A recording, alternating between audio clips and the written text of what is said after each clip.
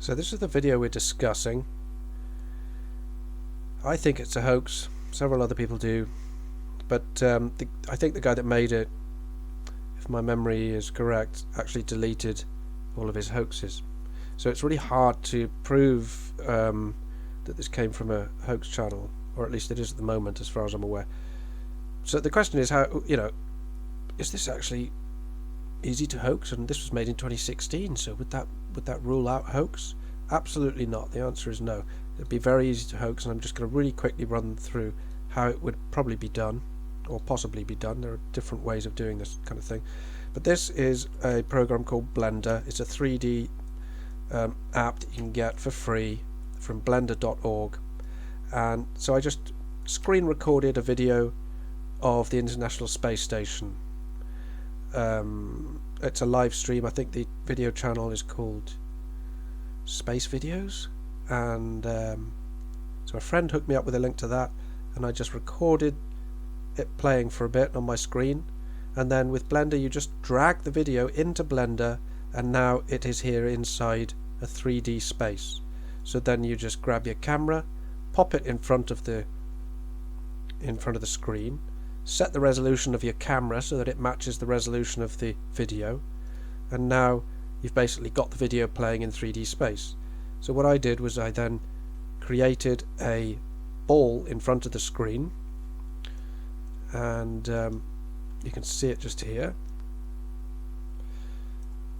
and I'll make it bigger for the sake of explanation. Now on the bottom here is the timeline. So we're in 3D space, and this represents the time.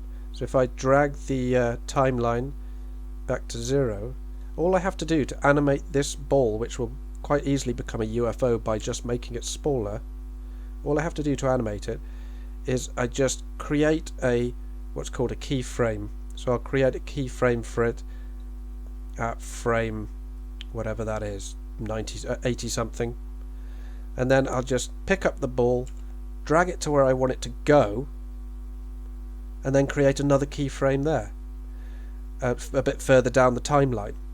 So if I want, so I'm going to move it from here to here, create a keyframe, then move the timeline a bit, and then move it to here, create a keyframe, move the timeline forward a bit, move it to here, create a keyframe, and then I'm going to have it stop there for a bit, and then I'm going to move it just off the screen like this, and then I'm going to create another keyframe. And that's literally all I have to do to animate it.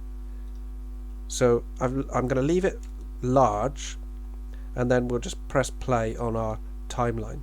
So when we press play on our timeline, the video automatically starts to play. It's literally that easy. And then that first keyframe sets the ball in motion, and I dragged it to somewhere around here before I set up another keyframe to tell it to change direction, or does it stop for a bit? I'm not sure.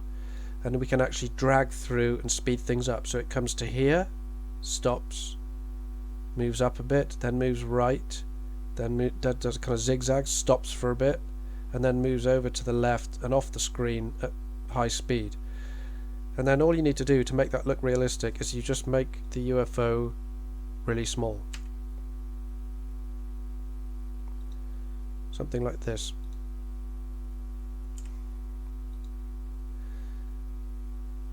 And because we then render it, which basically means record it, at a low resolution, by the time you've then uploaded it to YouTube, and then someone is playing it through YouTube at the other end, it will have been compressed slightly and pixelated, and that UFO will then blend in with the background footage and appear to be part of it. I can make it brighter if I want. I could make it bigger or smaller. I could change its color. I can make it change colors. I can animate all of these things. So if I did want to make it look metallic, like it was kind of spinning around and reflecting light, I could quite easily do that. But I'm just trying to make this video as short and as brief as possible, so I'm not going to go into detail on how to animate those additional things. The point is, it's very, very easy to animate these things. You're just dragging sliders and creating keyframes at different points in the timeline, and then those sliders that you've changed get applied as the timeline progresses. So I hope that's informative. And let's do it full size again, but bring it back to the beginning and drag through the timeline, and you can see it's all happening in 3D space, which means you've got a lot more control. Another way I was thinking that you could make this UFO blend in more with the scenery is you could put another layer of this video slightly in front of the UFO, make it mostly transparent, and then the UFO would be blending in even more, because it would actually become part of that part of the pixels of that we're seeing, part of the colours that we're seeing here as it goes through this orange layer. You'd actually see it picking up some of the orange.